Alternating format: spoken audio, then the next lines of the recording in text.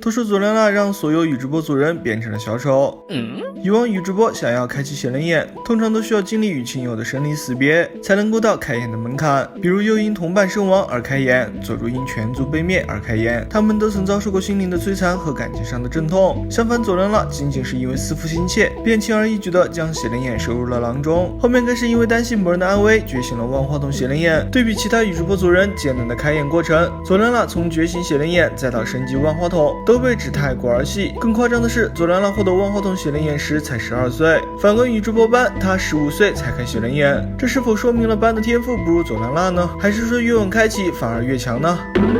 我把宇智波们开启写轮眼和觉醒万花筒时间的早晚分成了3大类，大家也来看看他们写轮眼的开启、升级和强度与他们的天赋和受到的刺激究竟关系大不大？那么点个关注，开始本期视频吧。第一类，开眼很早，升级万花筒也很早，代表人物宇智波佐助、宇智波鼬、宇智波直水。这3位的情况应该是最符合大家对宇智波一族的刻板印象。开眼越早，实力越强，过程越痛越合理。又在8岁左右目睹同伴在自己面前被杀，怒开写轮眼。13岁时，挚友直水的自尽又让鼬觉醒了万花筒写轮眼。亲友们相继离世，让年少的鼬早早便感受到了人性的复杂和世界的残酷，所以生性温柔的鼬却总是一副不苟言笑的样子。获得万花筒写轮眼后，鼬的右眼能释放不灭黑炎天照，左眼能发动摧残身心的幻术阅读，同时寄宿于万花筒写轮眼中的究极力量须佐能乎也就此觉醒。又还为须佐配备了神器8指镜和十全剑，让他的须佐成了非常特别的存在。佐助则是在7岁那年目睹宇智波灭门惨案，在万念俱灰下开启了写轮眼。曾经那个活泼开朗的小男孩也就此变得高冷阴郁，封闭了自己的感情。大家一直很好奇，佐助在这晚所承受的痛楚肯定远超其他宇智波族人，那为何佐助没有像带土那样只剩2勾玉甚至3勾玉呢？我想可能是岸本想借佐助来一步步展示写轮眼升级的过程吧，毕竟佐助是主角，有足够的篇幅来展现他的成长。在16岁时，佐助得知了宇智波灭门的真相，觉醒了万花筒写轮眼，也习得了须佐能乎和天照，同时还掌握了操控黑眼的家具土命。之后又移植了鼬的眼睛，让双眼升级为了永恒万花筒写轮眼，克服了万花筒的副作用，实力又再进了一步。那一年他才17岁。另一位年少有为的就是宇智波直水，虽然漫画中并未提到直水是如何觉醒万花筒写轮眼的，但在官方小说《右真传》中却有讲述直水开启万花筒的始末。直水因他最好的朋友样样都比他出色而心生嫉妒，于是在一场战争中故意对身陷危难的朋友见死不救，最终致使朋友身亡。事后直水又悔不当初，日日自责，最后在良心的谴责和失去好友的悲痛双重作用下，觉醒了万花筒写轮眼。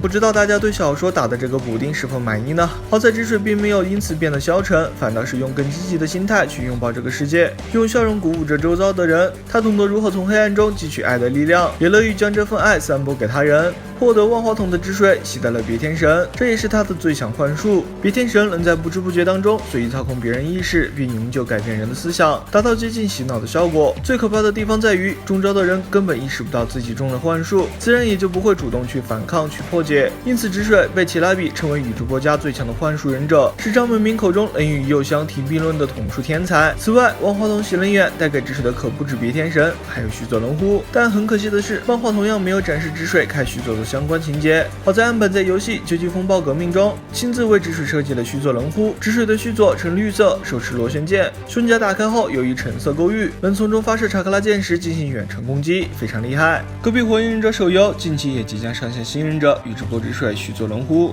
作为直水首个 S 形态，这局我也十分期待火影手游里会如何呈现顺生直水的须佐能乎及别天神，展现他的实力。回顾以上3位早开的宇智波，无论是开眼的时机还是与之对应的实力强度，都非常符合天赋越高开眼越早实力越强的论调。但事实真的是这样吗？我们来看看下面这几位的情况。第2类，开眼很晚，升级万花筒也很晚，代表人物宇智波斑。如果说佐良娜开眼开得比较儿戏，哪怕开眼的原因其实也没什么大不了的，不过是和认识没多久的朋友决裂了而已。对比佐助开眼时的情形，搬这档子事儿说出去都显得矫情，但是能不能开眼更多的是取决于自身对爱的感受，而非外因。在那个平均寿命只有30岁的战国时代，与亲友生离死别乃是家常便饭，但宇智波家的人也并未因此人均一双万花筒写轮眼啊，甚至作为族长的宇智波田岛都没有。所以说，如果你感受爱的能力比较弱，那哪怕身边有再多的亲人离世，也无法触动你的内心。可能在班看来，斩断与诸间的羁绊会比死几个同伴更让他痛心。班觉醒写轮眼时已是15岁，在诸间父亲看来算是比较晚的了，但这又怎样？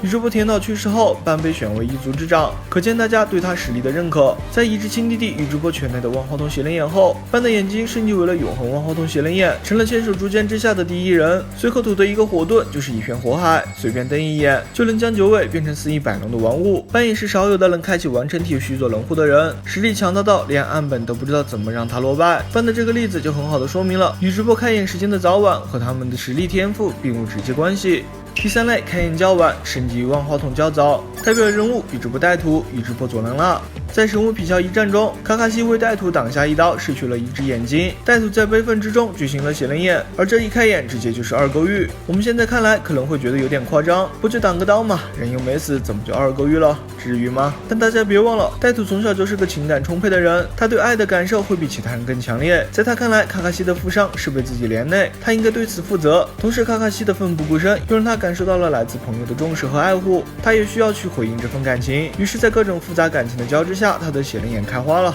同理，佐能辣也是情感丰富的人，他迫切想见到父亲的心情，在旁人看来可能不够分量，但在他自己心中却有千斤重。所以说，宇智波受到的刺激大小不是来自外界，而是在于自身。后面在当带土目睹自己最好的朋友杀掉自己最心爱的人时，写轮眼又直接从二勾玉升级为了万花筒，获得了神位这样强大的技能。这也再次印证了带土对爱超长的感受力，爱之深，恨一生。这份悲痛和绝望对他的打击可能不亚于灭族带给佐助的阴影。从班、带土和佐良辣身上，我们也不难看出，宇智波一族开眼的时间与他们受到的刺激大小和自身的天赋其实并无直接关联，更多是取决于他们自身对爱的感受。生于战乱年代的人更容易体会到生离死别的痛楚，但也容易变得麻木，漠视生命。和平年代没那么多杀伐，可真情实意的爱同样也能让写轮眼绽放。好了，本期视频就到这里了。如果你也喜欢我的火影杂谈视频，还请点个关注，你的支持是我持续更新的动力。那么下期再见，拜拜。